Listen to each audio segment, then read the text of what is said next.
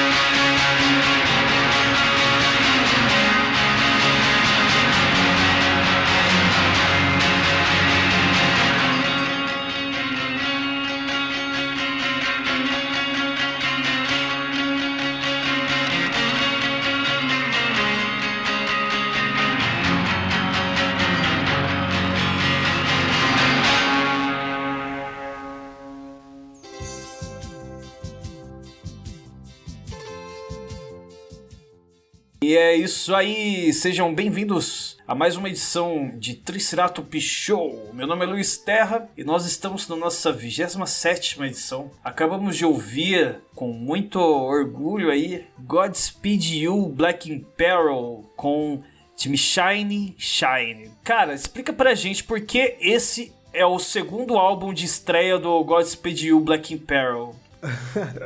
Opa, eu sou Eduardo Aleixo. Então, o nome da música que a gente ouviu se chama Diminishing Shine.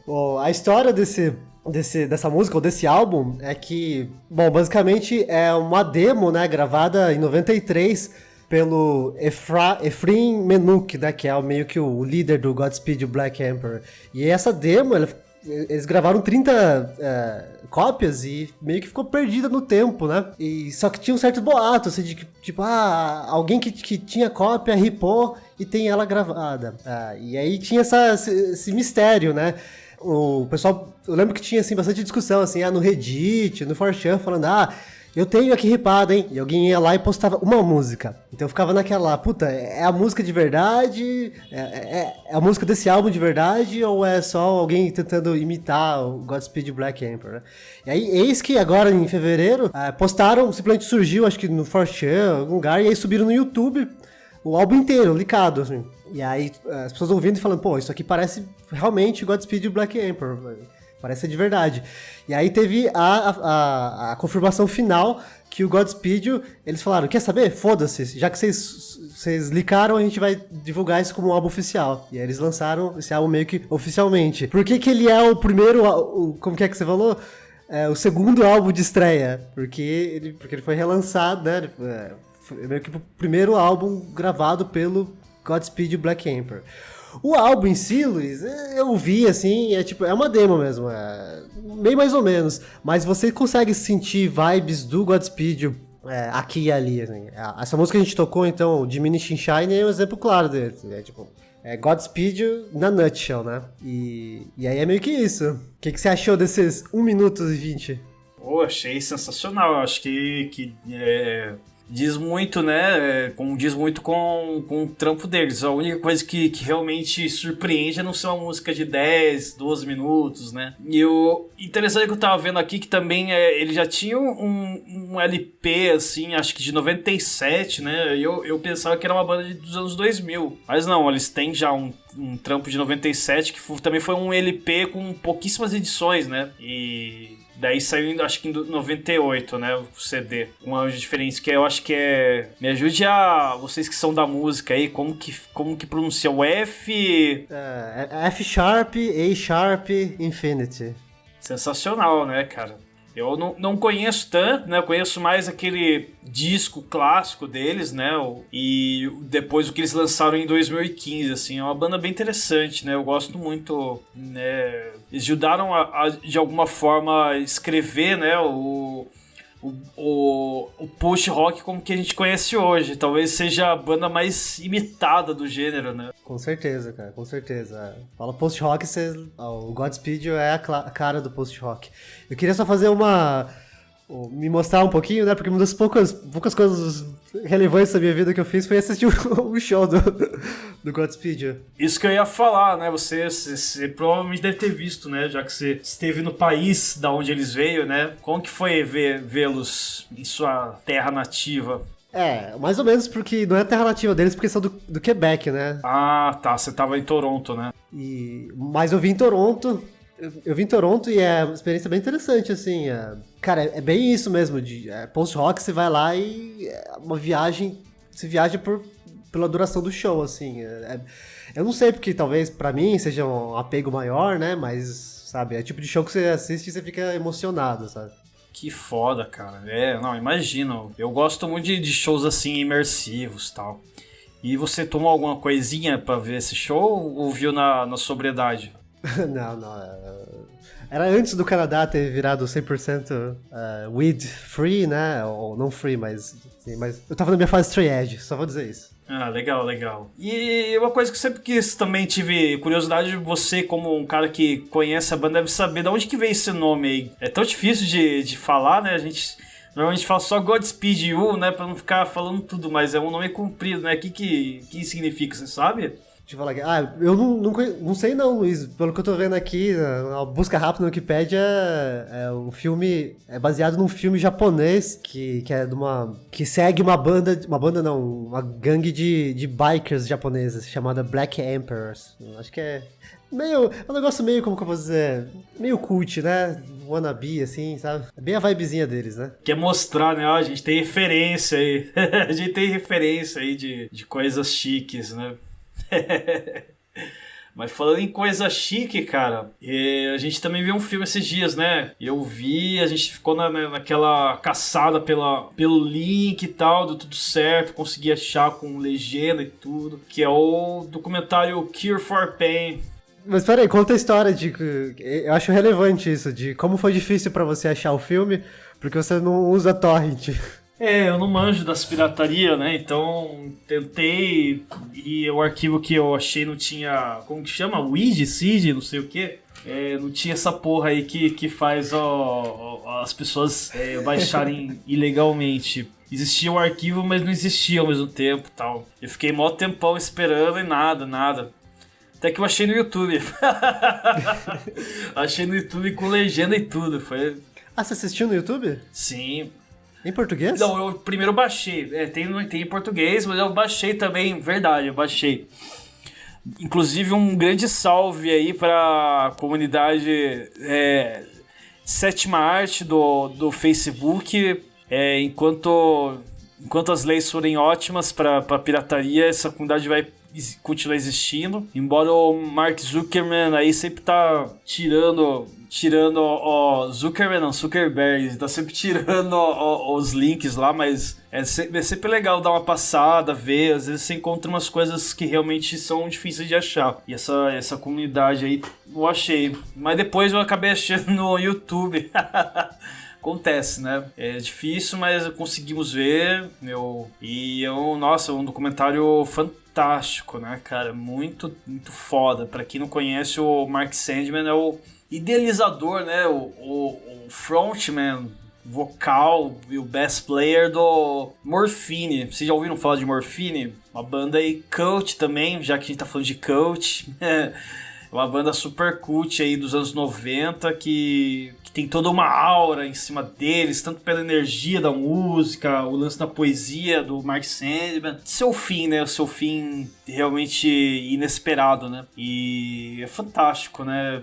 Você chegou a ver esse documentário do... Vi, porque você tinha falado. Então, eu só acho relevante falar então que o som do Morphine, vocês vão ouvir daqui a pouco, mas ele é bem curioso, né? Porque é um power trio, só que não tem guitarra. É um saxofone e um baixo de 2 cordas, né? Que o Mark Sandman tocava. Isso dá uma estética completamente diferente de quase tudo, né? Ele usa o slide ainda, né? Que é mais interessante ainda, né? Um baixo, 2 cordas e um slide, né? Que faz aquele efeito tipo de deslize mesmo, sabe? Não é uma coisa de notas bem definidas, assim, essa nota meio que arrastada que você vai... Que é muito usado nas guitarras do blues, né? Tipo, solos de guitarra, aquele dedal que os caras metem no dedão e vai tipo, só deslizando a corda, fazendo aquele né? Bem legal, que ele traz isso no baixo, assim, né? Foda. É uma banda fantástica. Aí você mencionou da morte dele. Então é um fator interessante da história de que o Mark Sandman ele morreu, acho que em 99, né? Morreu no palco, fazendo um show numa cidade da Itália lá. Então é uma das mortes mais desastrosas possíveis. É extremamente poético, porém é desastroso, né? O cara morrendo no meio do palco. Teve um ataque cardíaco, né? Bem foda, né? Porque era um show num festival, assim, que não era um show que tava programado, um show que surgiu no meio da turnê e o cara falou, pô, por que não, né? Vamos colar lá e tal. E tipo, era uma comunidade bem afastada, não era tipo um festival dos porte, sei lá, de um Lollapalooza ou dessas coisas grandes. Era uma coisa meio pequena, mais voltado pra música local e tal. Era uma cidade italiana pré-romana, então a infraestrutura dos caras lá é horrível, né? Sim, e é interessante também que o Mark Sandman, vocês vão ver durante todo o documentário que ele é um cara muito misterioso, assim, pouco se falou, as entrevistas nunca entregaram muito sobre quem era essa figura, né? Um cara que ele viveu várias coisas intensamente, coisas tensas, inclusive, né? E ele nunca falava com as pessoas, até os amigos dele, né? O pessoal da banda descobriu muito tempo depois que ele teve 2 irmãos que morreram, tal, e essa morte dos irmãos também é uma tônica da poesia dele, uma coisa que perseguiu também, né, a poética do Mark Sandman, né, essa coisa meio mórbida, até essa coisa meio apática dele, você percebe até pela expressão dele, né, e teve esse passado, né, e nesse evento da Itália, assim, todos os produtores, pessoas que estavam presentes nessa ilha, não sei se era uma ilha, uma cidade, né, pequeno, assim, disseram que ele era uma pessoa muito receptiva, que ele tava muito a fim de contar a vida dele, a história dele, e tipo, totalmente diferente do que todo mundo que era próximo dele falava sobre ele. Então, quer dizer, de repente alguma coisa na cabeça dele sabia que era o último show e que ele precisava ser lá por conta da beleza daquele local e toda essa energia do público, essa coisa que era muito genuína, de um amor pela música muito genuíno e tal. Então não sei, né, uma morte bem interessante mesmo. A gente tá mandando um spoiler, né, talvez vocês nem soubessem disso e ficassem surpresos ao ver no comentário, mas tem outras histórias bem legais. Assim. Uma coisa que eu achei interessante é o nome dele, né, porque... Sandman, né? Quadrinhos aí do Neil Gaiman. Tem, eu não sei exatamente se é folclore americano ou britânico, mas tem essa coisa, né? Do Sandman, é o deus dos sonhos, né? Tem aquela música lá, Mr. Sandman, bring me a dream. músicas dos anos 50. Então eu achava, né, eu tinha a impressão que o cara inventou pra ficar cultizão. Não, realmente o sobrenome dele era Sandman, né? Outra coisa que eles mostram no documentário que eu achei interessante é os pais dele, né? Pro pessoal aí que, né, alternativa, assim, talvez vocês se identifiquem, né, porque seus pais não têm esse background, eles no mínima, e era bem isso, assim, os pais deles eram ultra boomers, né, de, tipo, vendedor de carro americano, sabe, aquela vibe bem boomer, assim, e os caras não entendiam ele, né, eles falaram que eles falaram que eles só entenderam o que ele fazia quando ele morreu, porque daí saiu em todos os jornais e tal, então eu achei curioso essa relação. Em português, aliás, eu acabei de descobrir que a origem do Sandman, na verdade, é uma mitologia portuguesa, e em português a gente chama de João Pestana, que é aquela entidade que joga, tipo, areia nos olhos, por isso que Sandman, pra pessoa, pra vir o sono, né, aquela coisa de jogar areia nos olhos pra dormir, assim, né, você vê algumas animações, essa figura aparece, né, e aqui é chamado de João Pestana. Caso da pestana nos olhos. Interessante. Mas e aí, Luiz? Que música você escolheu do Morphine pra gente, que ilustra bem toda a estética do Mark Sandman? Eu acho que uma música boa deles, assim, é um hit também, acho que é do álbum Good, que traz um pouco essa aura meio deep, né, meio pouca luz, obscura, mas também um certo apelo sensual, uma certa lascívia no ar, assim, né, que é a música You Look Like Rain, e é isso, é um puta som, então ouçam Morphine agora com Look Like Rain.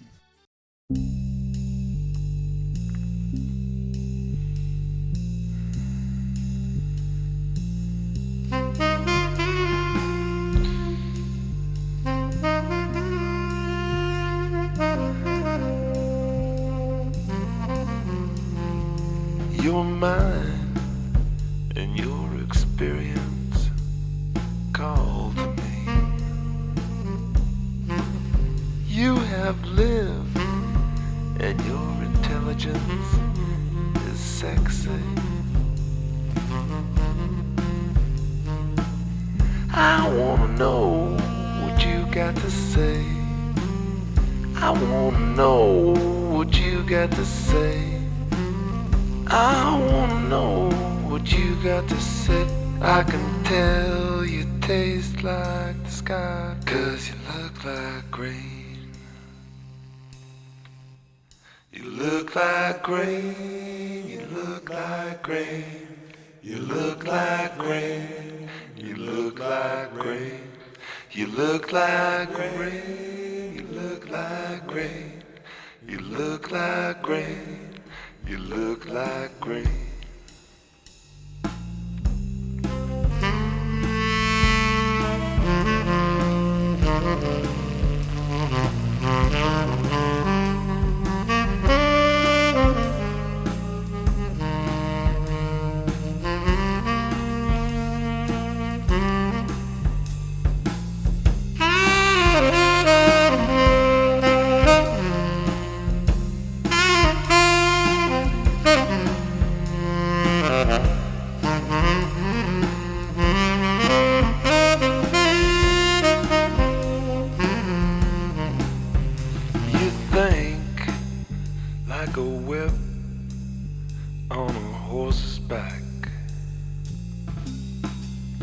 Stretched out to the limit, you make it crack.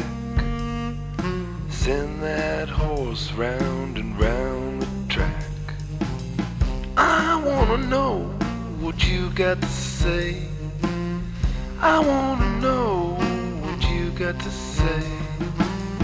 I wanna know what you got to say. I can tell you taste like the sky, 'cause you look like rain. You look like rain, you look like rain. You look like rain, you look like rain. You look like rain, you look like rain. You look like rain, you look like rain. You look like rain, you look like rain.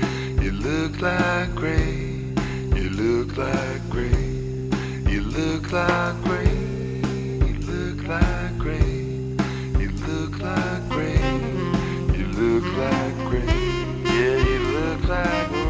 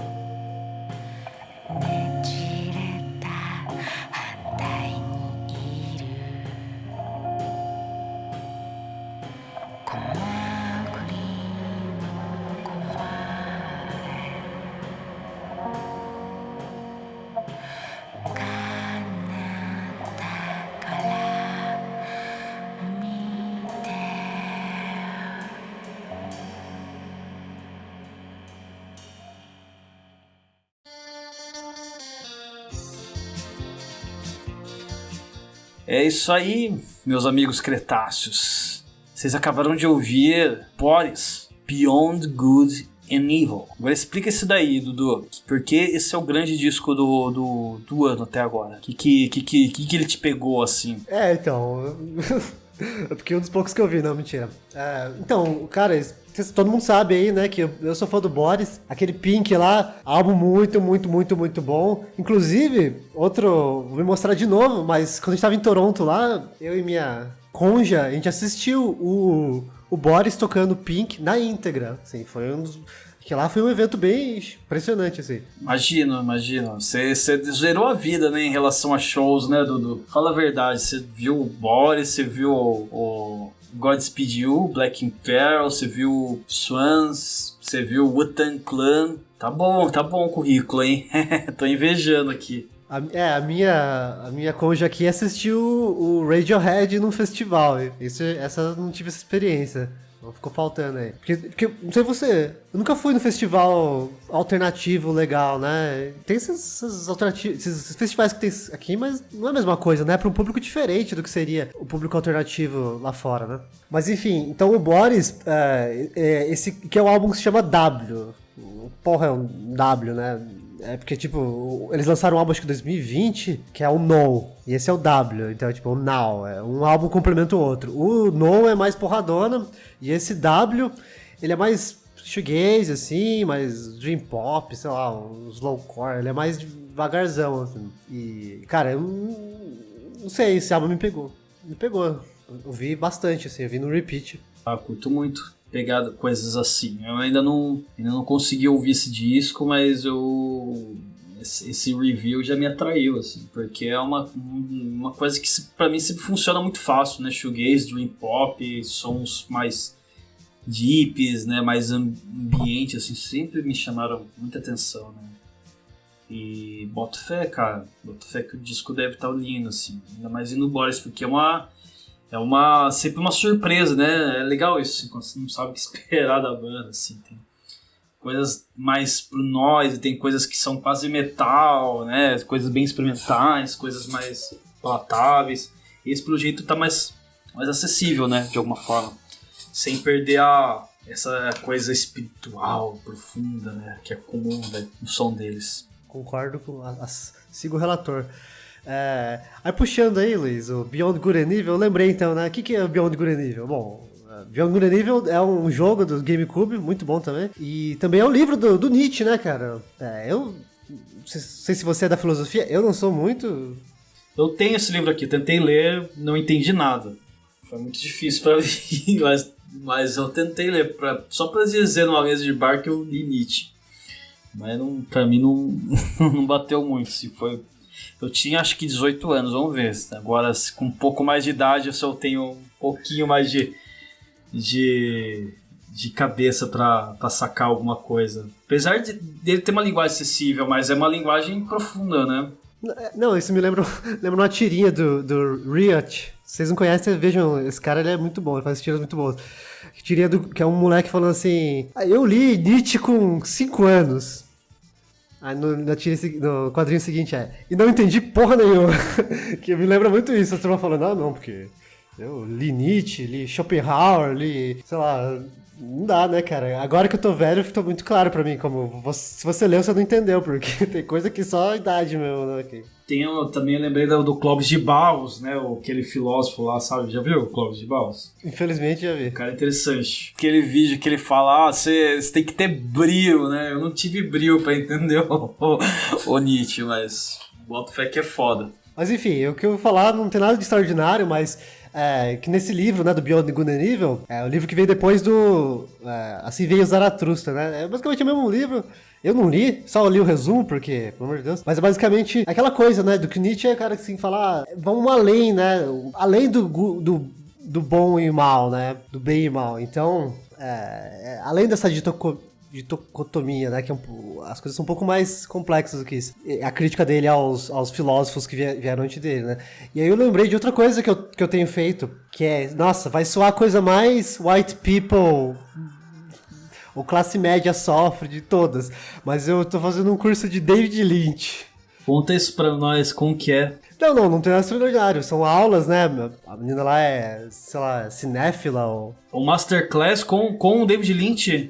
Não é um masterclass, é só uma pessoa que manja muito de David Lynch. Aí eu falei, eu sempre tive essa curiosidade com o David Lynch, falava assim, mas eu nunca tinha assistido nada muito mais pesado dele, porque eu tinha a impressão que era algo muito intelectual, né? Não me identificava muito bem. Só que daí eu resolvi assistir. Então, pra me preparar pro curso, eu assisti os primeiros filmes dele. O Eraserhead, Homem-Elefante, Veludo Azul. Acho que assisti até aquele do Nicolas Cage também. Maravilhoso, eu amo esse filme. Eu acho que é um dos melhores filmes que eu já vi.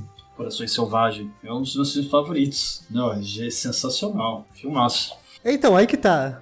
Na verdade, se você nunca assistiu ou tinha esse preconceito com o David Lynch, na verdade ele é extremamente acessível, assim. Inclusive o Eraserhead, que eu achava que, nossa, esse filme é muito cult, não sei o que lá. Sim, é meio cult.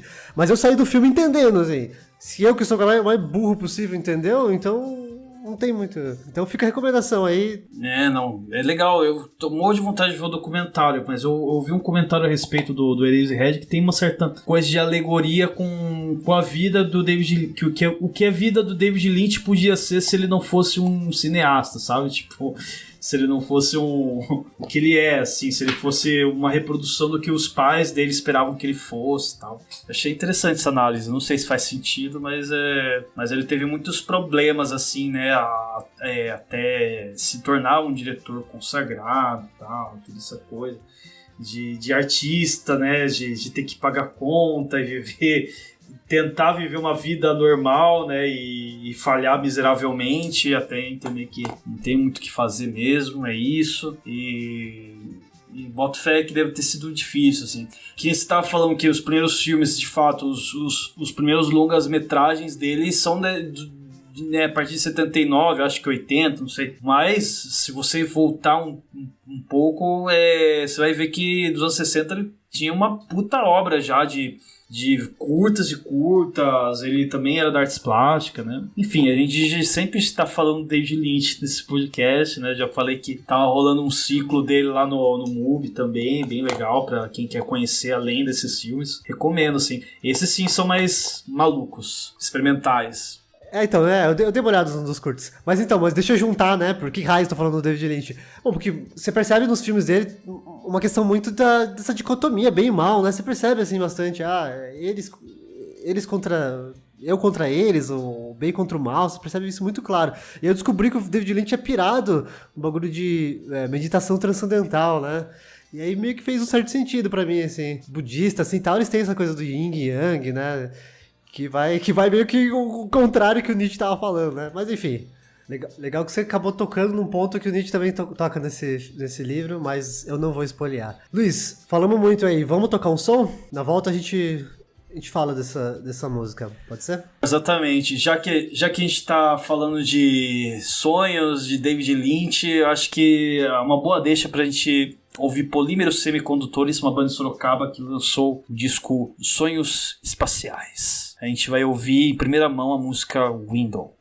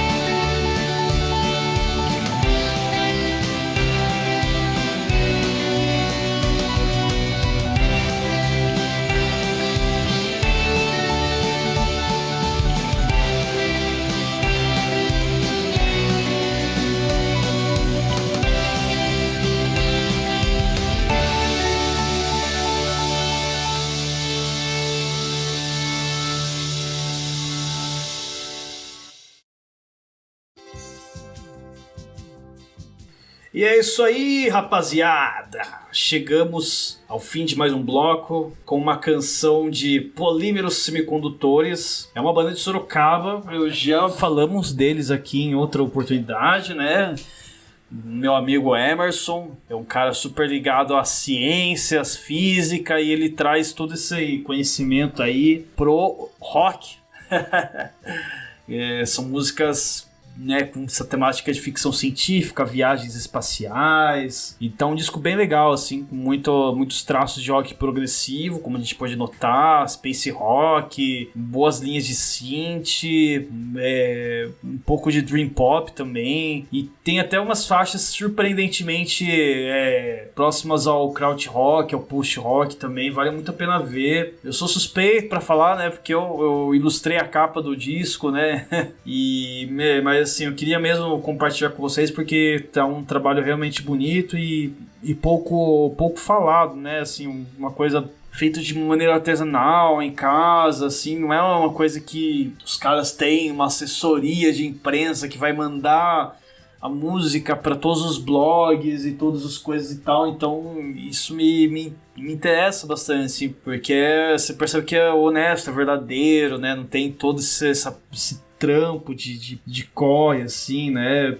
Porque os caras estavam interessados em fazer música, em primeiro lugar, né? E é isso, eu gosto de mostrar também coisas que talvez não cheguem facilmente para vocês. Que é o caso do Polímeros. Procurem saber, uma banda bem legal, vale muito a pena absorver a sonoridade dele, assim, bem viajante mesmo. A capa é um projeto que eu fiz, né, e ele, assim como a capa do primeiro disco, ele tem a questão de homenagear a doguinha do Emerson e da Patrícia, né, que são as duas cabeças aí do projeto. E é uma cachorra chamada Cat Power, e a ideia dessas capas é sempre colocar ela numa situação espacial, né, brincar com isso, assim, né, de estar um espaço. Então é isso, como se o quintal deles fosse um espaço. É uma coisa bem simbólica, assim, né? Já que a gente passou por esse período de pandemia, isolamento, essas músicas foram escritas no isolamento. E é isso, né? A gente não consegue sair de casa, mas a gente consegue ir pro espaço através da arte, através do som. E foi um pouco dessa brincadeira, dessa viagem que a gente sente, né, no disco. E a intenção deles, evidentemente, né? Bem legal. É isso aí, galera. A gente acabou de ouvir Polímeros, né? Como falei, e a gente vai terminar o programa agora com chave de ouro, com um conjunto muito interessante também, da França, chamado Zombie, que é um duo de, digamos que eletro, synth. Assim, o lance interessante deles é que eles trabalham muito a questão dos sintetizadores vintage, equipamentos antigos de música eletrônica, Theremin e tal, só que, né, com uma bateria também acústica, então é muito louco, né? E você vê que eles não criam simplesmente uma música de pista, né? Uma música mais imersiva também, com características do rock progressivo, psicodelia. E eu acho que tem um pouco a ver com essa viagem do Polímeros. É lógico que dado suas devidas proporções, assim, mas já que a gente tá num clima de viagens, né, de expansão da consciência, eu já convido vocês a conhecerem essa banda aí, que é bem legal, tá em atividade até hoje, estão lançando uns singles bem fodas, coisas até mais próximas da música eletrônica mesmo, tal. Esse disco de 2012, ele tem um pouco isso, assim, de ser uma música eletrônica, mas com instrumentos antigos, vintages, né, sintetizadores mesmo, analógicos, bateria acústica, é fantástico, assim. Eles têm uma coisa também de trilha sonora. Acho que eles já chegaram a gravar algumas trilhas sonoras reproduzir, né, trilhas sonoras do John Carpenter, até sons do Sun Ra também eles já interpretaram. Enfim, é uma banda ímpar aí que vale a pena conhecer, fechar os olhos e viajar. Zombie. Fechando mais uma edição do Triceratops Show com a música Forêt Vierge, Muito obrigado a todo mundo que ouviu a gente até aqui. Valendo lembrar que o programa Triceratops Show tem a locução de Luiz Terra e Eduardo Aleixo. A gente também prepara o roteiro, faz a seleção dos sons. Eu faço as thumbnails do programa, as ilustrações que vocês veem aqui no YouTube, Spotify e no próprio site, né? E o Eduardo é responsável pelo site, né? www.triceratops.show. Por que esse site é tão importante, Dudu? Explica pra gente. Que basicamente no dia que essas plataformas nos fuderem, a gente tem uma casa, né? Que é o site. Então, no momento que a gente tem nossa própria plataforma, é a nossa casa, né? Então, se o mundo desabar, a gente tem nossa casa. A gente acha tudo, né? A gente acha em todas as plataformas, então é legal por isso também. Você pode escolher onde você quer ouvir, inclusive baixar o programa, né? Baixar o episódio, né? Ter acesso também às artes em alta definição. Agora, se vocês querem conversar com a gente, entrar em contato, qual que é o e-mail, Dudu? É contato@triceratopsshow, ou você pode comentar no YouTube também, que a gente lê, ou no Instagram, né? Sim, @triceratops.show, nosso Instagram. Bem legal, a gente tá sempre também postando coisas por lá. Em breve postaremos novidades quentes sobre coisas que estão surgindo aí no programa. Mas estejam lá também, a gente gosta bastante de interagir. E é sempre bom, né, saber que a galera tá ouvindo a gente, poder contar com essas percepções e comentários. É isso, gente. Muito obrigado. Lembrando também, se a gente está falando da ficha técnica do programa, as edições são feitas pelo Leonardo Martins Aleixo, que é o irmão do Dudu, né? Ele tá editando aí os programas, então mais um nome aí para somar com a gente, né? Agora sim, terminando mais uma edição do Triceratops Show com Zumbi Zumbi, com a canção Forêt Vierge. Muito obrigado a todos e até a próxima.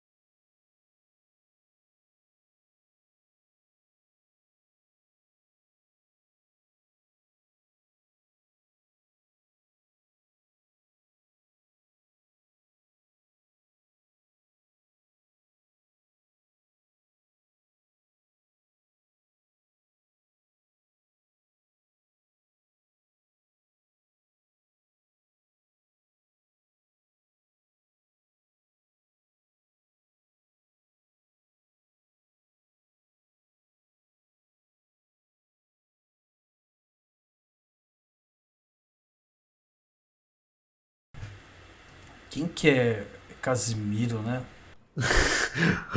É um cara aí que faz live, fala a personalidade da web. Ah, é um cara engraçado. Assiste aí um dia um vídeo dele pra você. É tipo o que o Faustão seria Eu vi um vídeo dele. se ele tivesse nascido. A galera comenta, compara muito com o Faustão, né? Ele é tipo o que seria o.